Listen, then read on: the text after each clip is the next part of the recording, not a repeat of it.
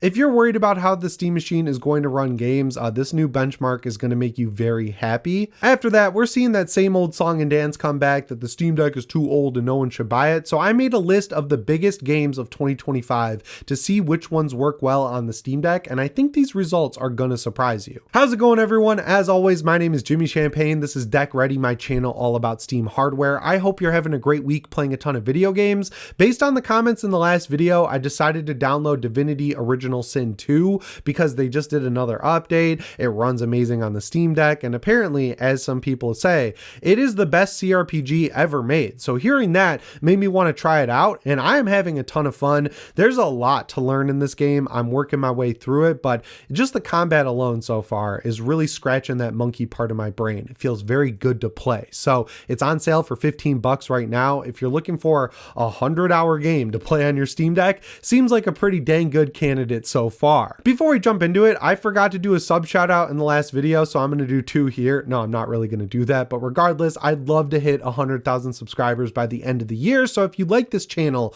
or you just like me, or you just want to be a nice guy or girl, of course, subscribe and set your notifications to all. All right, let's get into this first news story here, because this is what I've been waiting for. You know, Valve is being quiet about the Steam Machine because they don't know when they're going to release it because of this whole memory shortage situation. It's been talked about. It's been done to death. We all know what's going on with the memory shortage. We're not going to talk about it anymore. But that didn't stop this website, Hot Hardware, from just recreating the actual parts from the Steam Machine and running a whole bunch of big games that I feel like a lot of people will look forward to play on the Steam Machine. And there's been all these news stories from people who are scared their console might be beat by a PC, which so stupid, but they've been like, oh, it's not going to be as powerful as a PS5. It's going to have so many problems running games. Based on this performance, I think we're going to be just fine. So the games that were tested were Armored Core 6, Baldur's Gate 3, Black Myth Wukong, Cyberpunk 2077, Elden Ring Night Rain My Love, Hogwarts Legacy, Monster Hunter Wilds, Red Dead Redemption 2, and Street Fighter 6 World Tour. I'm just going to point out right out of the gate that if you have a 1080p monitor, you have nothing to worry about. You are going to be above 90 FPS in all of these games, running them at their high graphics presets. You are going to be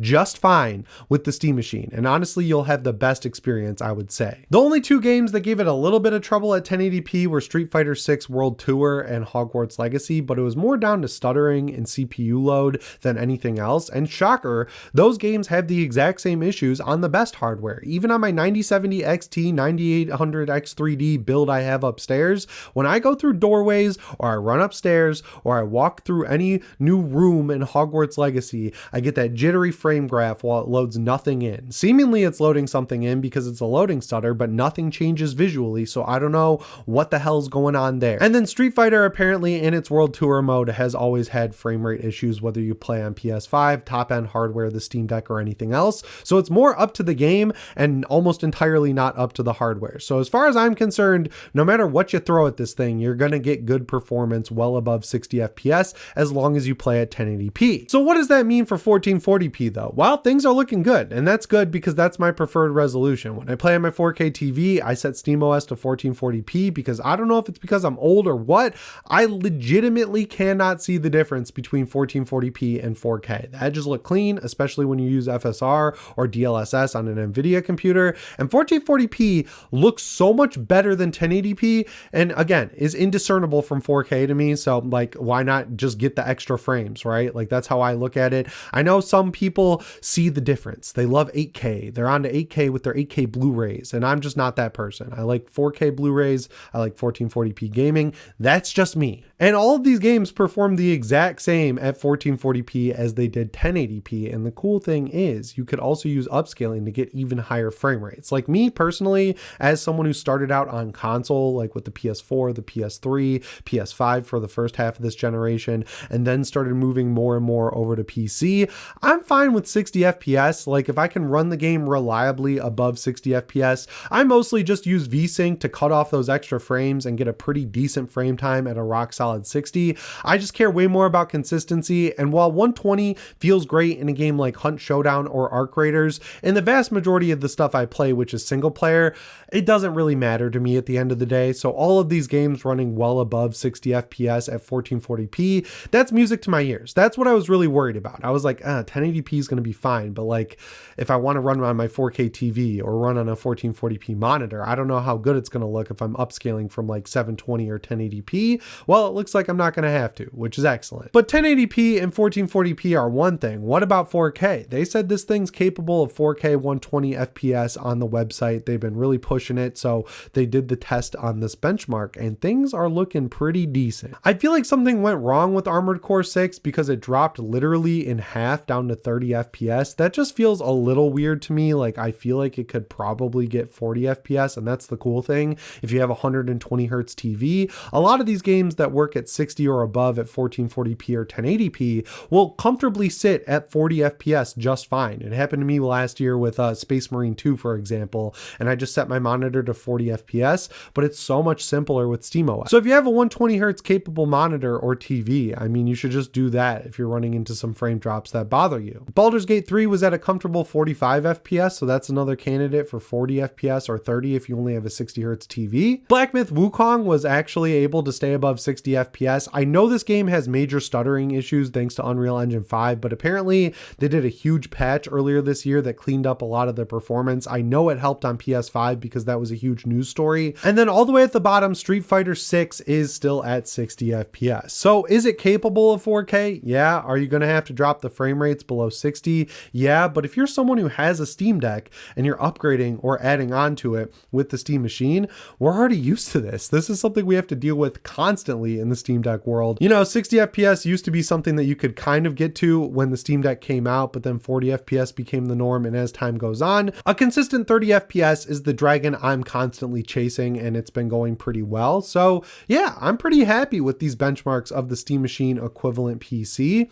I feel like this is fine depending on the price, right? Like if they sell this thing for like $2,000, it's not worth buying to get that performance, even with SteamOS, because you could build a cheaper PC, install SteamOS on it, and get better performance. But if they reach the price point that we've been hearing of around $500 to $700, that's a different story. That's great price for great performance. And something I gotta point out for all the console naysayers out there is all of those games were running at higher settings, higher resolutions, and better upscaling technique than you get on console, and they were getting better frame rates at the end of the day. And that's just like the SteamOS sort of benefit. It's only built to run games, and the CPU in this thing is doing work. I don't know how else to say it. It should, because it's a lot newer. It's 5 years newer than what we got in the PS5, but still, everyone's acting like the 5-year-old console is going to run laps around this brand new PC hardware. And as you can see from pretty much every benchmark under the sun, we're going to be eating pretty good when this thing eventually comes out. Hopefully it doesn't get delayed. And speaking of performance, this is a performance heavy video, I guess. Let's talk about how all the biggest games from 2025 perform on the Steam Deck. I've actually played a lot of these, so I can give you my settings, but we'll start out with Doom the Dark Ages, a game I haven't played. I don't know why I haven't played this. Something happened in my brain. I loved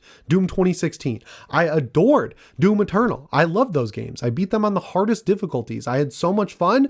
I was excited when this game was announced, and then something about it just didn't grab me when it came out, but maybe I'll buy it over the Christmas break depending on, you know, what the Steam sale price of the game is. Regardless, they did a big patch for this game that added in a handheld optimized preset that brings it to 30 FPS on the Steam Deck. These new engines, because they're so ray tracing heavy, even at low settings, they look really good. I don't know what the black magic is, but that's a nice improvement we've seen this generation. Very few of them have been real, but that one is legit. So if the Steam Deck is your only way to play this game, you're going to get a solid experience. If you have a better desktop PC or a PS5 or PS5 Pro, I would personally play it there just to get the graphics, because that is like part of the charm of these Doom games. They look amazing, but also run amazing, but you're not going to have a dog shit experience is what I'm saying if you just have a Steam Deck. Shinobi Art of Vengeance was a huge game that I missed, but I want to go back to it depending on the Steam sale price. Again, this one runs flawlessly on the Steam Deck. You start it up, you get 60 FPS. It looks awesome. It's got that hand-drawn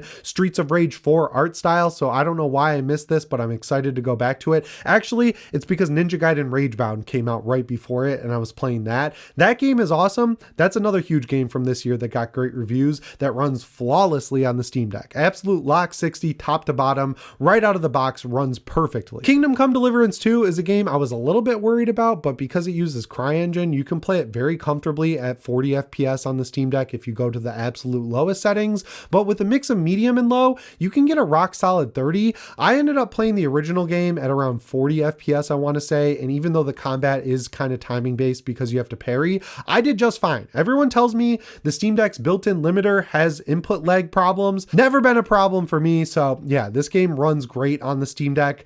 I still am in my cooling off period. I 100%ed Kingdom Come Deliverance 1 like a month before the second one came out. I bought the second one. I loved it. I was just kind of feeling like a little bored from, you know, beating the entire first game because not that much is different. It just looks a lot nicer and it's a little bit more accessible. So I will go back. I just played it enough to confirm it runs well on the Steam Deck. I got out of the prologue into the open world, ran just fine. Ninja Gaiden 4 has a Steam Deck preset, but it looks really bad. It does get pretty close to 60 FPS, but I would recommend playing this at like 30 or 40 FPS to get to that medium preset. This game is excellent. I absolutely love it. I remember playing the original Ninja Gaiden, not the like 2D one, the 3D one for Xbox, because my dad bought me the Xbox magazine that came with a demo disc. My brother and I used to play that demo all the time, and when it came to PS3 later on, I picked it up, and seeing it evolve to this point is awesome. I thought this was Unreal Engine 5 when it came out, but it turns out it's Platinum's in-house engine, so hopefully it continues to get performance updates.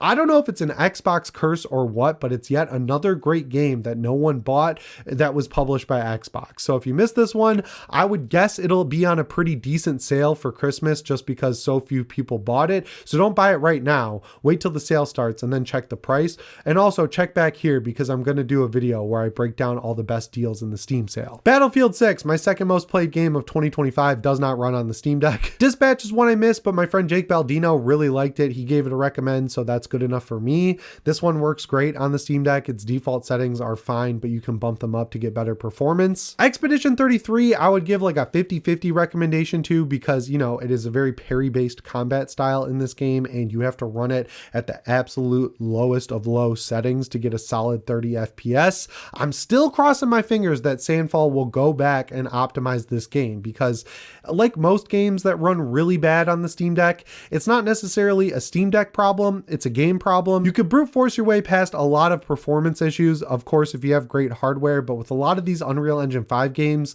you simply can't. So hopefully, you know, they've been spending some time actually optimizing this game and didn't immediately jump into their next game or just stop working altogether. They just added a Steam Deck preset though and made the text a lot bigger, so it is totally playable on the Steam Deck, just not an optimal experience, I would say. This next one's going to push your deck to the limit. Hollow Knight Silksong. That was a joke. This game runs absolutely flawlessly out of the box. Like, it's totally fine. My third most played game of 2025, which I'm not as in love with as everyone else, if I'm being honest, is Arc Raiders, and this is a great experience on deck. I would just stick to the earlier maps because, you know, playing on a 7-inch screen and using a controller puts you at a disadvantage when you're playing with people on keyboard and mouse, but still, medium settings, FSR balanced, you're at 30 FPS, low settings, FSR balanced, you're at 40 FPS. It's one of those Unreal Engine 5 games that looks and runs great regardless of the settings, so this game is one that is really well played on the Steam Deck, I would say, and totally passes the test. My game of the year, Elden Ring Night Rain, runs like shit on everything. It has an uncapped frame rate on every console, and,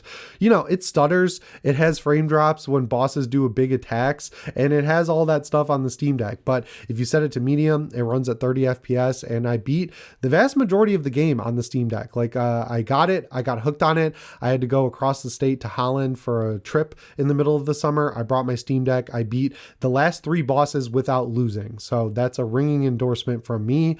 This is like one of my favorite games ever. I absolutely love this game. So like, if you want a game that Jimmy Champagne loves on the Steam Deck, I would buy Elden Ring Night Rain during the Steam sale, of course. Like, you know, don't buy it for full price right now because it'll probably go on sale for at least a little bit of a discount. Silent Hill F is one that I shockingly missed. This game runs great. Default settings, 30 FPS all day long. It's a slow-paced survival horror game with no ranged combat, so it's fine at 30 FPS. I want to get this during the Steam sale. I saw all the Silent Hill fans saying it's not really a Silent Hill game. Silent Hill has got to be the biggest offender of fan bases that have never played any of the games. Like, Resident Evil is another one. Like, all these people complaining about Leon. Who are you? Where did you come from? Play the games. And finally, Dying Light the Beast. This game is playable on the Steam Deck, but it has major frame drop issues, like because of the particle effects. If you have a better option to play it on, like a PC, a PS5 or something like that, I would prioritize that because this game looks awesome and having a higher frame rate actually does help with the combat. But again, if the Steam Deck is your only option, it has a Steam Deck preset. It runs at 30 FPS 90% of the time and will be a more than good enough experience. I gotta be real, when I made that list, I thought it was going to be a pretty even 50-50 split between games that work on the Steam Deck and games that don't. I know I missed a couple like Blueprints, but that works well on the Steam Deck, and like maybe a couple others. But you know, if you've used Google in like the past, I don't know, 2 years, it's totally useless. Like I looked up best games of 2025 and they got rid of that big picture at the top that shows you the biggest games. So I had to go through all these SEO garbage lists to find everything that came out this year. So if I missed anything, let me know what it is down in the comments and how it runs on the Steam Deck. But yeah, the Steam Deck is doing just fine, man. Like this is still, even with my beast ass PC that I have in my living room,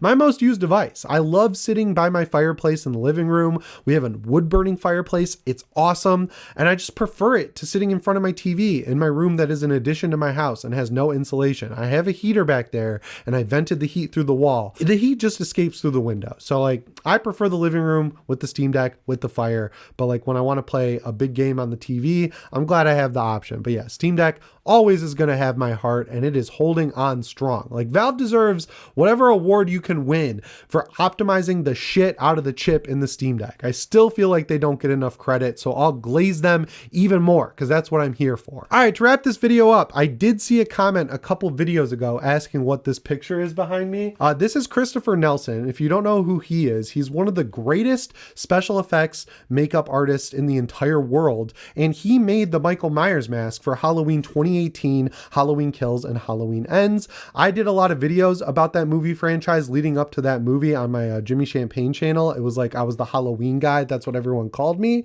And Chris was at a convention and I interviewed him and he signed this headshot for me. He did the Nebula makeup for Guardians of the Galaxy 2. So here he is with Kieran Gillen showing off his hard work. And one interesting detail about all this is Halloween masks that you get at like Spirit Halloween from the newer movies from Trick or Treat Studios. The actual sculpt of the mask is 1-to-1 with the one they use in the movie. It's just the paint that doesn't hold up. So this is a Trick or Treat Studios mask. I don't know if you guys have seen this one in the background, but see how it looks exactly like the one in the movie?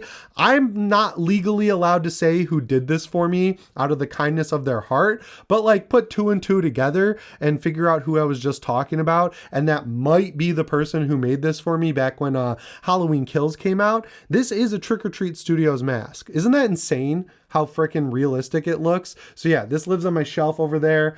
I rehauled one myself. That's what you call it when you redo a Trick or Treat Studios mask. It came out pretty good, but nowhere near this. This is like top tier shit right here. So this is my most prized possession.